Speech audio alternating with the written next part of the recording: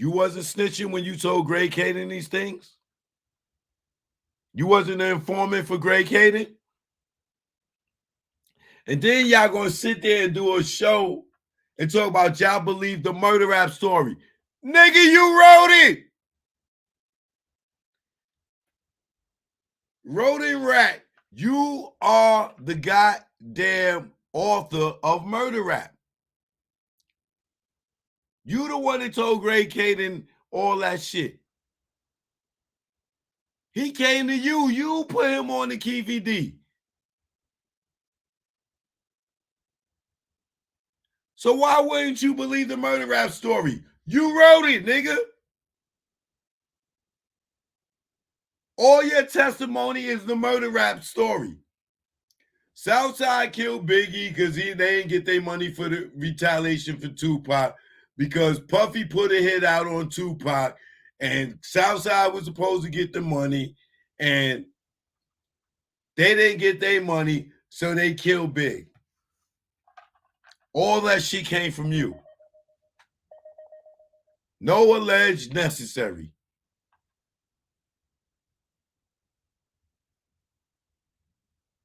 But you ain't no rat. Nigga, if you don't go on.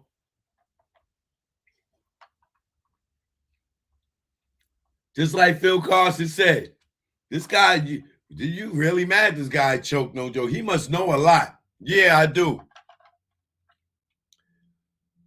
They gave you a pass for the Biggie shit. Not me, nigga. We know you allegedly got some involvement in that. And you said to him, well, did I have some involved before or after? You's a knucklehead, nigga. Just keep telling on yourself. Say you ain't got nothing to do with Tupac murder. Put that on everything. Put that on everything. Say you ain't got nothing to do with Tupac murder. That shit got the boys in blue written all over it, nigga. Both boys in blue.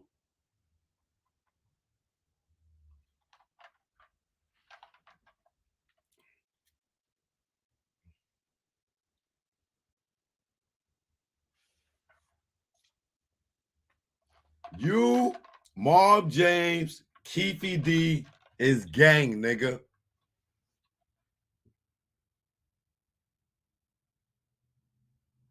Mob James is close with Keefy D and his son.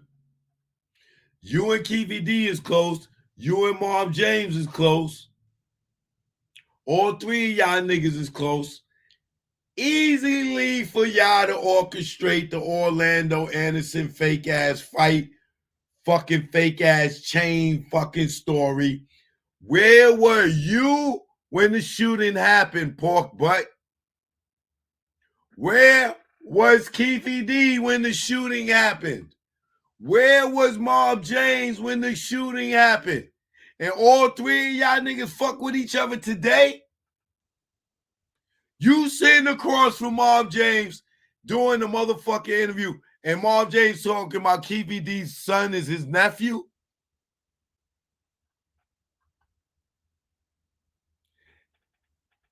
And Mob James' baby mother is the South from Southside, and Mob James' daughter is a Southside Crip. Nigga, y'all niggas think we stupid?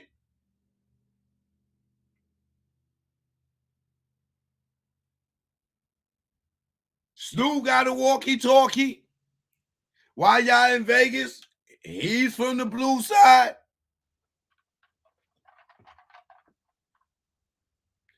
You are aligned with the Grape Street Crips. You aligned with the blue side. KVD, Southside Crip. Orlando Anderson, Southside Crip. Aligned with the blue side. Mob James. Daughter, baby mama, him living over there before he moved over to the red side. And now Mob James is back with you again, Mr. Grape Street alleged Crip. And still speaking to Keefy D son, and went and was getting ready to sit down and do a podcast with Keefy D. Marv James and Keefy D getting ready to sit down and do a podcast together. Marv J said, yo, I gave his son my gun. Yo, nigga, y'all niggas get comfortable. Hey, you can hold my gun.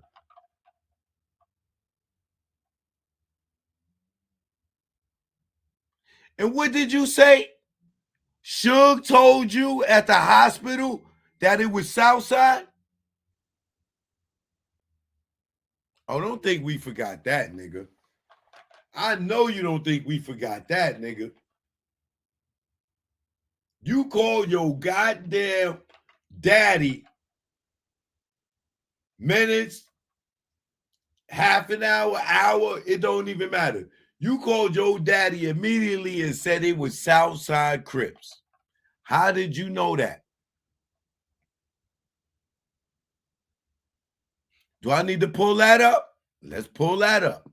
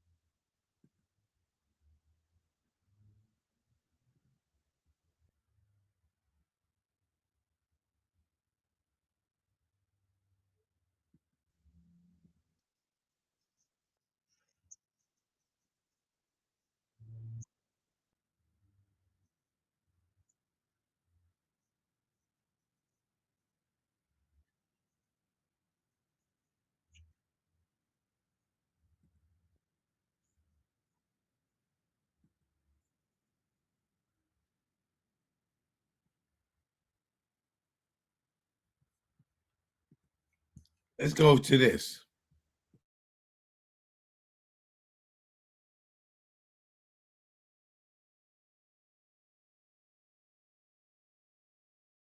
Hold up the entourage. So that showed you that the bodyguards are supposed to have their guns. The only people that was not supposed to have guns in Vegas, which is unfortunate to Right Way and Reggie Wright, that he had 2 or 3 different details going on, was the people that was working at the nightclub, inside of a nightclub, not the bodyguards. There were 2 different details, babe. And those were the ones that was the meeting was for. It was for the people that was working at the nightclub, not the people that were working and doing bodyguard details. Now, you bring up a good question about the walkie-talkies. That was Frank's first day back. Let me see, Frank. Let me find him. Frank's first day back. And he Frank, yeah. didn't get his All right, line art's looking pretty good. Let's use Gen Recolor and bring it to life. I hate it when people start using pictures from from my movies and my premieres. person that he would release, meaning Michael Moore. They probably had a charger. You see, the whole time he can't look straight. I tell you, every time he lies, he's looking off to the left. He can't even look straight this whole fucking conversation because he's lying. Watch him. In there in their room at the hotel. He neglected to not have the walkie-talkie charge or whatever. As far as they say, I still don't know that today that's true or not. Wow. The third Wow. thing, Wow. This is the head of security for the record label saying that he don't know what the hell was going on with his crew at the time. And maybe they had a charger and maybe they did. This is a new story now. Maybe they had a charger in the room and he just didn't charge his phone. That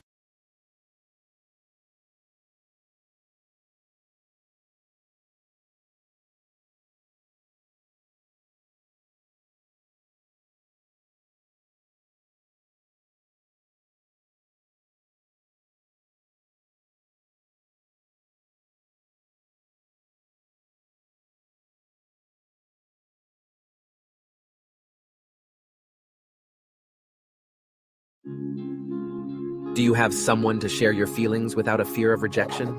Do you think you deserve? just James and I just talking shit. Oh shit. So yeah, I saw that James addressed some things that had happened to him that was pretty fucked up. But let me ask you this question that somebody sent me.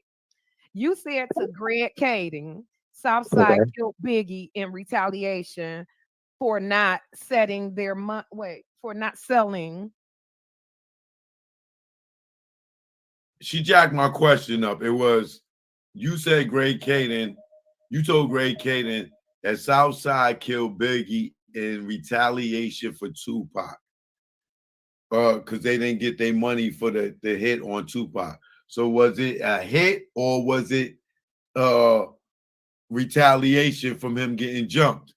Watch what Reggie said. Now he done answered this earlier, but watch this. I got him again. Their money for the hit on Tupac. Okay. How did you know to tell Greg Kading that? Now we talking like 10 years, maybe 12 years later. So the streets talk. But that was something that was said 12 years later to Greg Kading. I didn't ever see Greg for the first time in my life until about 2008. What? We all know. Yes. That's the myth that everybody believes. Like everybody had a relationship. It's just that it's this stuff that happened so long ago where it seems like people have been in relationships for a long time. I didn't meet Greg Kading until they came knocking on my door for the murder investigation of Biggie Smalls, and which was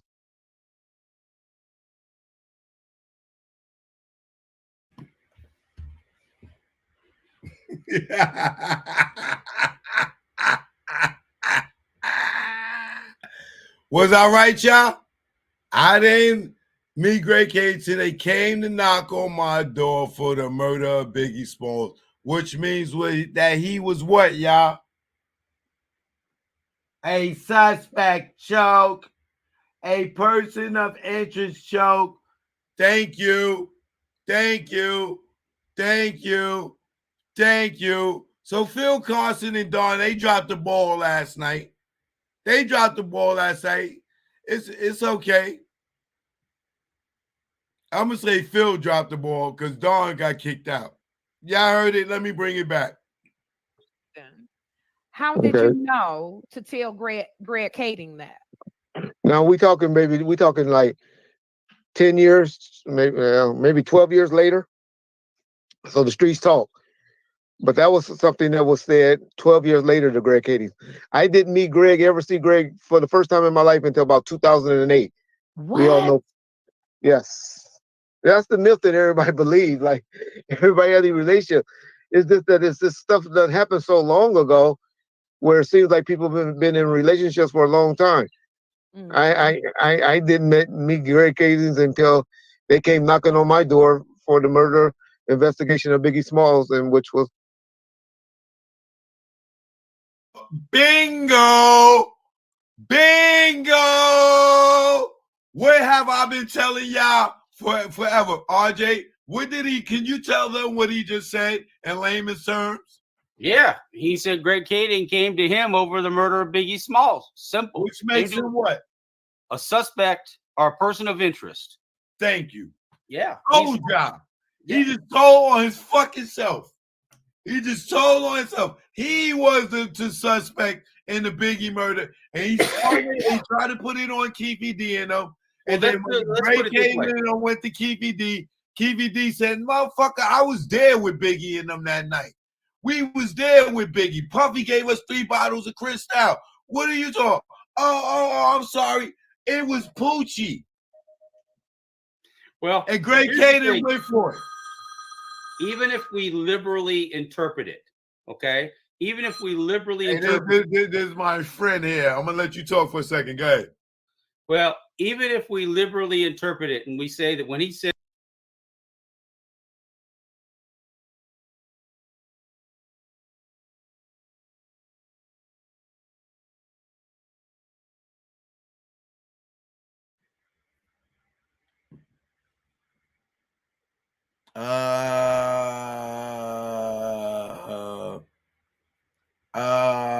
now Phil and them dropped the ball last night, but I ain't mad at them because I got they back. I got your back, Phil Carson. I got your back, Phil Carson. Did y'all hear it for yourself? Greg Caden came to Reggie because he was a suspect. Greg Caden got mind fucked by Reggie. He put the Professor X on him and sent that nigga on the goose chase. And this nigga went and made a book in the documentary and made some money and forgot all about how this nigga spun him around.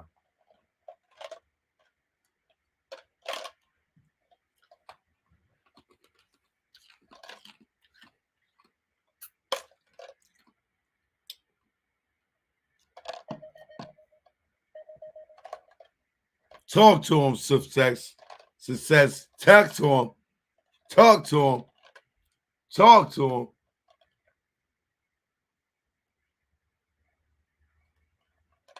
Greg Caden is a goofball that let this goddamn nigga spin him, and all he cared about was getting some money unless they working together. And as we can see, as clear as day, they working together. Greg Caden wrote this fake Poochie statement. Him and Reggie concocted that whole goddamn story.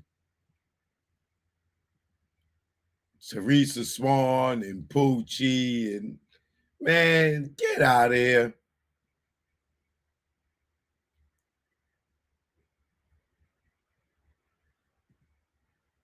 I gotta hit the like button on this one. Everybody hit the like button. I'm telling you, hit them like buttons so them notifications can go out. Because your man is looking stupid right now. Red Hood, Brooklyn. Salute. Fat Man and Robin.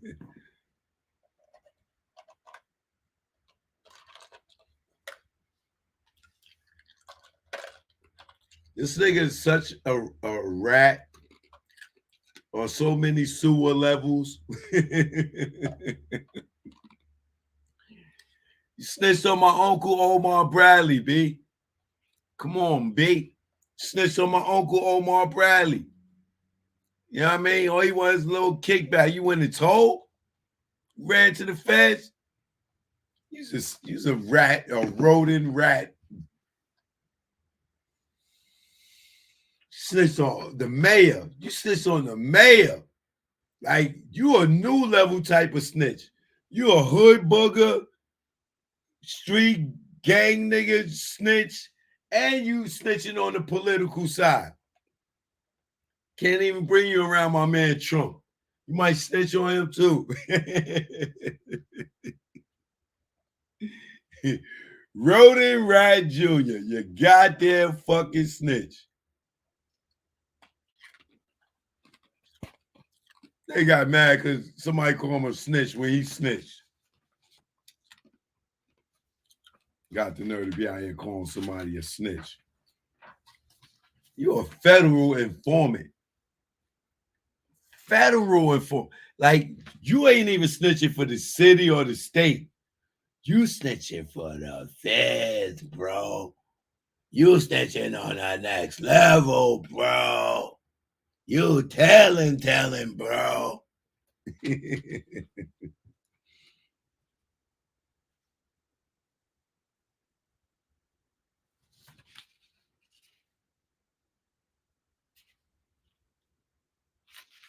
Then he was talking crazy. Yeah, I ain't scared of the gangs. I ain't scared of the gangs. You know what I mean? Okay. Okay. You ain't scared of the feds. You was talking greasy about the feds last night. You talking about the feds and Phil Carson. You was talking about the gangs. You ain't scared of the gangs. You're a bad motherfucker on four wheels, boy. You know what I mean? Papa Willie out there. Papa Willie for a nigga.